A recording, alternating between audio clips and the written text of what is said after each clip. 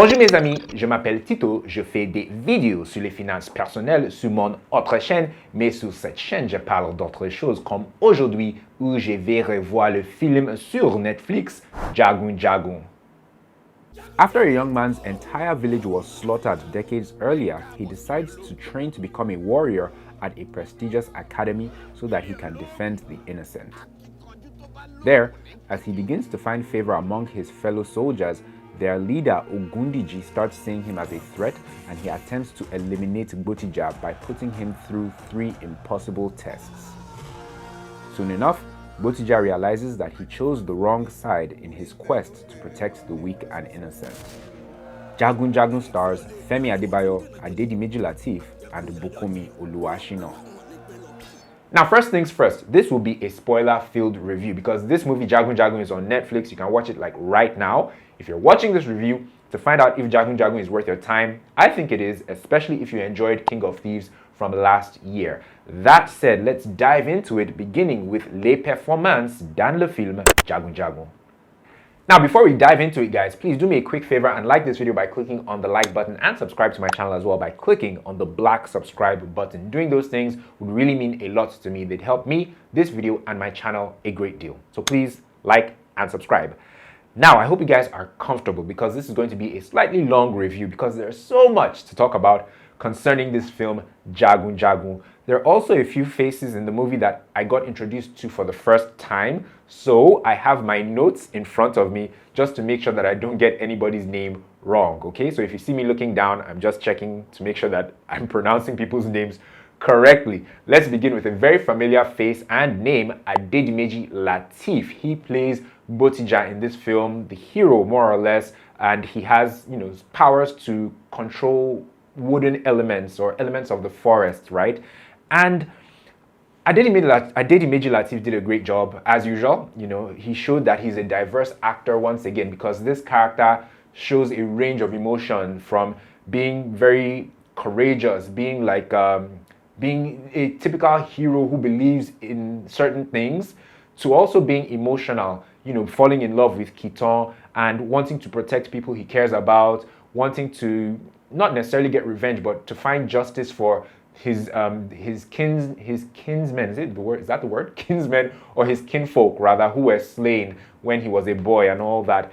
The character was diverse, right? And Adedimeji was the man for the job because he's an actor who can really deliver on a range of emotions on screen. And I don't think anyone else could have really pulled things off the way he did. And this, I think, was also the most physical performance I've seen from Adedimeji Lateef between the larger battle scenes and the one-on-one combat scenes, right? It was a very physical role and he did a great job with the fight choreography. Like I said, delivered in a way that only someone like Adedimeji Lateef could. So kudos to him. Really enjoyed his performance. I'm also glad that he didn't try and be funny because he's a funny guy sometimes. In a lot of films, he brings a comedic element to his roles. I'm glad that they didn't try and infuse any comedy from him in this movie. Bukunmi Oluwashina, who played, I love her character's full name, Iroyin Ogunkitan. I wonder what that name means. I googled it, but nothing came out. Iroyin Ogunkitan, aka Kiton, who also ended up being Agemo, the masked-faced assassin, right? Bukunmi did a fantastic job. Never heard of her prior to this movie, but oh my goodness, I was blown away. I think she had the standout performance in this movie. Her performance wasn't as theatrical as Femi Adebayo's, but I loved how she just delivered on the assignment. She's this, tough woman when we're first introduced to her, but in typical Yoruba girl fashion, once she falls in love, she softens up. Sorry for the laugh. Sorry for the laugh. Sorry about that, Yoruba girls, but it's true. Once you guys fall in love, you're a different person altogether. But yeah, she falls in love with Gbotija, and she really softens up. We see her emotional side, and I mean, Bukunmi really did a fantastic job. And I was also very happy that the actor, or the actress rather, that played this character wasn't a familiar face to me. It kind of made me enjoy the performance and the character a whole lot more. I enjoyed seeing the chemistry between herself and Adedimeji Lateef's character. It was really interesting, and the plot twist in the final act of the film, finding out that she's actually Agemo, the masked-faced assassin.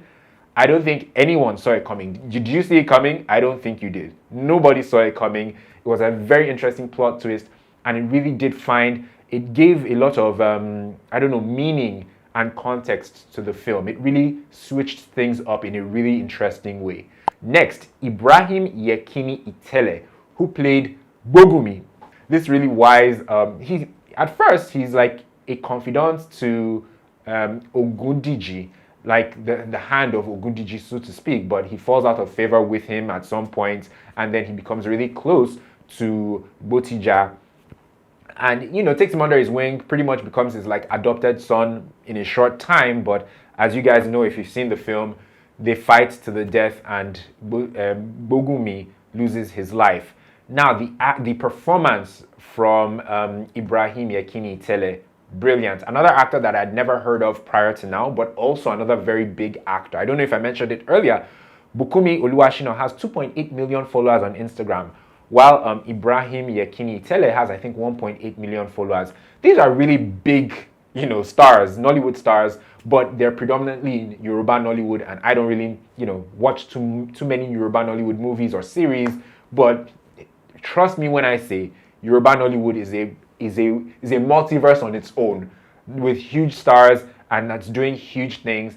And that, just to deviate it slightly, right, that is part of what makes this film, Jagun Jagun, and films like, King of Thieves and whatnot, these Yoruba films, these highly indigenous Nigerian films, when they cross over to platforms like Netflix and Prime Video, it really lends credit and really just helps to introduce Yoruba Nollywood or indigenous Nollywood to larger audiences, to people like me who don't necessarily watch things from that area or that corner of Nollywood. Back to Ibrahim Yekini Itele, fantastic performance. His physical acting was great. He had a few fight scenes. When you check him out on Instagram or see his pictures, for those of you who aren't familiar with him, he looks very different from the character that he played in this film, Jagun Jagun. Quick mention, Bimbo Adebayo, aka Mr. Macaroni. He played Moyale, I believe his character's name was, and a smaller role than I thought he'd play, to be honest, but he did it really well. He had a fight scene in there. And Debo, what I really appreciate about Debo as an actor is that he understands that there's no such thing as a small role, or there are no small roles. If you are given a role that doesn't have a lot of screen time, do your best, give it your all, and let it shine, let it stand out. And he understands, having a small role in a film like this, Jagun Jagun, that is probably going to go down as a Nollywood classic, is a big deal, and I think he has the foresight of understanding that even though I may not have that much screen time in this film, this is the film I want to be in with all these great actors, and because this film may end up being a Nollywood classic in no time, in a very short time, right? And he takes these smaller roles, he's taking larger roles, he's taking starring roles in other films, but I like the fact that he's not too proud because he's a huge star with his skits, on Instagram and YouTube. He's not too proud to take on these seemingly smaller roles, and when he does, he really delivers on them. And same with Bimbo Ademoye. I'm not even going to speak about her individually in this film, but her role was in a supporting role. It was a very small role, but she's another actor who understands that, for certain projects, it's worth taking on a smaller role, even though you may not be the larger actor or have that much screen time. It's worth taking on that role. Now, before I talk about the man himself, the brains behind this fantastic movie, Femi Adebayo, let me give a few honorable mentions to some of the really big Yoruba Nollywood stars that were in the film. People like Jimmy Sholanke, who was the narrator in the film, Adebayo Salami, Yinka Quadri, Dele Odule, Peju Ogumola, of course, Odunlade Adekola, who was also in the film, Kola Ajayemi, so many really high-profile Yoruba Nollywood actors who gave fantastic performances, many of whom have worked with Femi Adebayo in the past. Shout out to all of them, right? Now, let's talk about the man himself, Femi Adebayo, who also developed the story of this film, was the executive producer, and probably wore a few other hats, concerning this movie. He plays Ogundiji in this film, the proprietor of this college where he trains the Jagun Jagun who to become warriors, right? Femi Adebayo did a fantastic job, especially seeing as this is a role or a character that's very similar to other characters he's played in the past. Like, Ageshinkole, also in Orisha, he played a similar character. In fact, in the past 3 films that I've seen him in a starring role, he's played a despot, a tyrant, a bloodthirsty individual who is power hungry and who leverages on supernatural powers to defeat his foes or to attack his foes. Quite similar in all 3 films, right? And probably others which I haven't seen.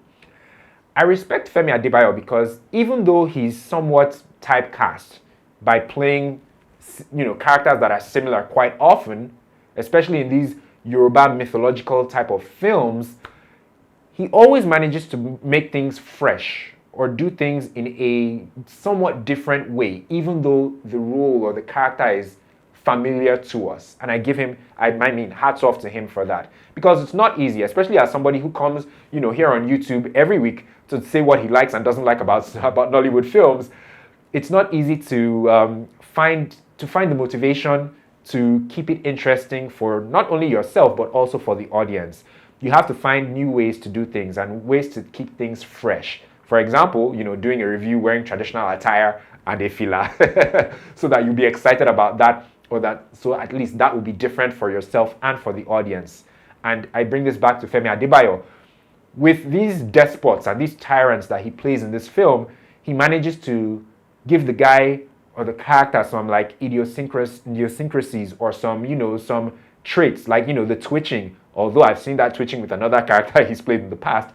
But it gives the character a bit of signature and, a signature, and makes the character unique.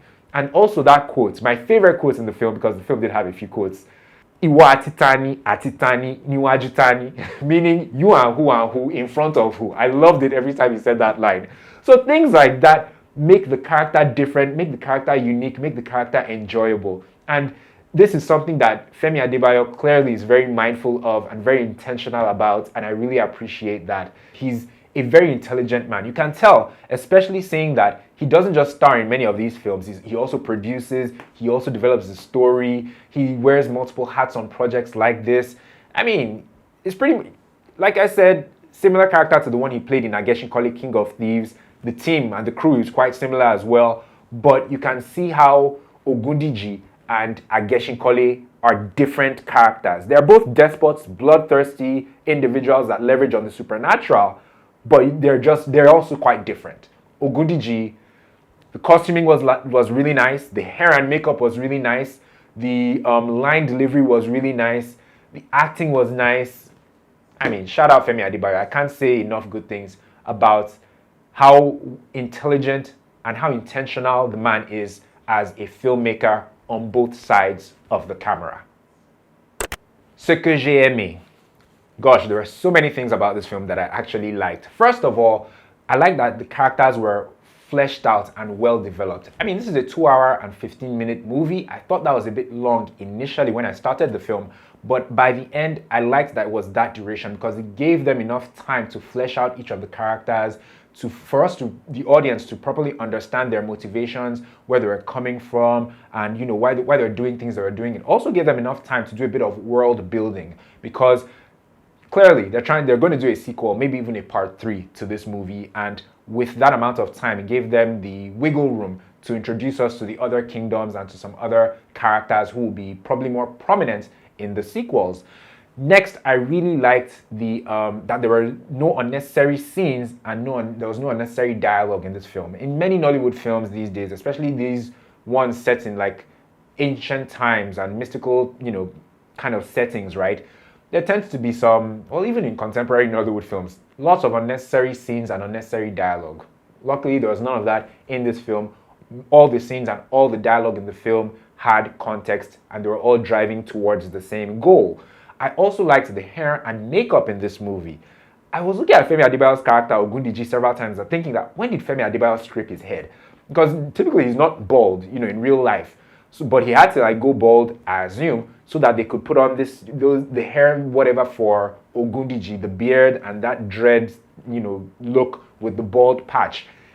it looked so real. And not just his character, many of the other characters, the hair and the makeup was really giving, and the scars, like the wounds and the battle scars, especially when they went to go and fight in several scenes, they all looked really good. That brings me to the VFX, and shout out to Nia Akimolayo, who was the VFX supervisor on this film. He also worked as, I think, in the VFX department, and he had other responsibilities in King of Thieves as well. Shout out to him. The VFX in this film were good enough. I was going to say they were impressive. They were low-key impressive, but that's the thing, right? At certain points, the visual effects were impressive. At certain points, they were quite tacky. I'll come back to that when I talk about what I didn't like about this movie. So, but I will say that the VFX at certain points in this film were impressive, right? The next thing I liked in this film was the establishment shots and some of the wide, shots or pictures that were shown, and some of the vistas, because they'd show us some landscapes and whatnot, particularly like the entrance of Ogundiji's like palace or whatever that overlooks the training ground, and where there are like these torches on this like runway type of area. I'll try and put an image of it on screen. That was quite impressive, and I found myself, and this also is a credit to the VFX, perhaps, I found myself wondering if that was actually a real life, vista, or if it was created, digitally via, the VFX. So that's the sign of real good VFX. You don't know if it's real or if it's computer generated. But anyway, yeah, kudos to them on that for like the vistas and the wide angles that they gave us from time to time, and the aerial shots and the battle scenes and whatnot. Speaking of the battle scenes, that's another thing I liked. Sure, those larger battle scenes weren't exactly like Lord of the Rings standards or like Battle of the Bastards from Game of Thrones. They could have done with more, men in those angles or those shots, right? In those pictures. But they did try. They had a good number of soldiers when they went to war in those larger battle scenes. And they were impressive, with the horses and, them with their weapons and everything. It was giving. I wish it gave more. I wish they could have found more men to, fill those scenes, or maybe used close-up shots so that we won't see empty spaces in those pictures, right? But it was still quite impressive. The fight scenes were good. The fight choreography, which is now the next thing I liked about the film, it was also quite impressive. Like I mentioned earlier when I was talking about Adedimeji Lateef's performance, not just the one-on-one fight choreography, but the larger fight scenes where they were really doing battle, they really tried. Kudos and shout outs to the stuntmen, especially in Ibrahim, Yekini, Itele's scene where a bunch of guys are just coming at him. They're like in a shallow lake, and they're just coming at him, and he's really, just taking them out one by one. The angles and the ways those guys were falling looked quite dangerous. Shout out to the stuntmen in that scene and, in the larger film altogether. Very impressive.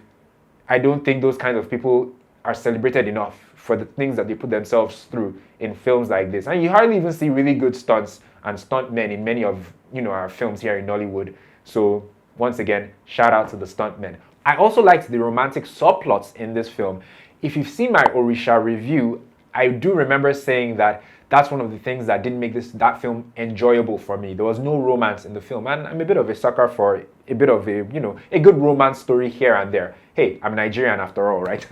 And Orisha didn't have that, but this film, Jagun Jagun, had that, not just with Gbotija and Gbotija, I should say, not just with Gbotija and Kiton.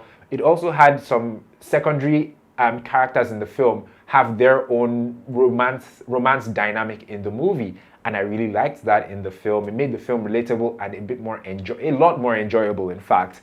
I also liked the moments when the characters would look straight into the camera, sort of breaking that fourth wall and delivering their lines. I think it happened twice. Bogumi did it, and I think Gbotija did it as well. And it felt different, and it felt like jarring. You felt like the character was looking dead at you, and it was a nice touch. And another thing I liked, which is also tied to that, was the social messaging of this film. If you remember when Gbotija, Adedimeji Lateef's character, in the final act, when he looks at the camera to deliver his lines, he talks about how the ruling class, send, the average man or the common man to go and fight amongst themselves while they are in safety and their kids are like tucked away safely abroad or something like that. How, the common man is being manipulated essentially by the ruling class, which is a very common message here in Africa and in Nigeria.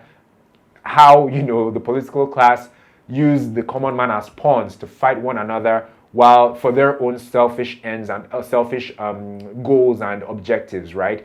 And, in that scene, Adedimeji Lateef's character, Gbotija, says the common man needs to emancipate himself, rise up, jimasun, and, take back their freedom, their independence, and, just take what's theirs essentially and not be pawns in the hands of the ruling class. A very powerful message in the film, and it didn't go unnoticed by most of the people who saw the movie. I've talked to one or two people thus far. The film came out on Thursday. Today is Saturday that I'm filming this review, and I've talked to a few people about the movie, and they also noticed that element of the film. It was very powerful. It's hard to even go unnoticed.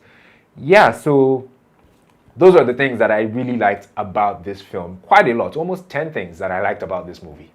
Ce que je n'ai pas aimé. The VFX in this film had its moments. It had its good moments, but it also had its really bad moments. And there was one scene in particular where I was almost ready to write off the movie. And it was at the beginning too. It was when we were introduced to Adedimeji's character, when he's walking through the forest and the tree falls in front of him and he says an incantation and it rises back up. That scene was so tacky. It was so tacky. But like I said, luckily this film had more scenes with good VFX than it did with bad VFX. Qui devrait le voir? If you enjoyed Ageshinkole King of Thieves last year, or you typically enjoy Yoruba Nollywood films, I think you will really enjoy this film, Jagun Jagun. The storytelling was really good. The aesthetics were pleasing. They got a lot of things right in this movie. Sure, at certain points it was giving low budget Avengers, right? But still, the effort that went into this film will not go unnoticed, and it's quite an enjoyable watch. I thoroughly enjoyed this film much more than I enjoyed King of Thieves.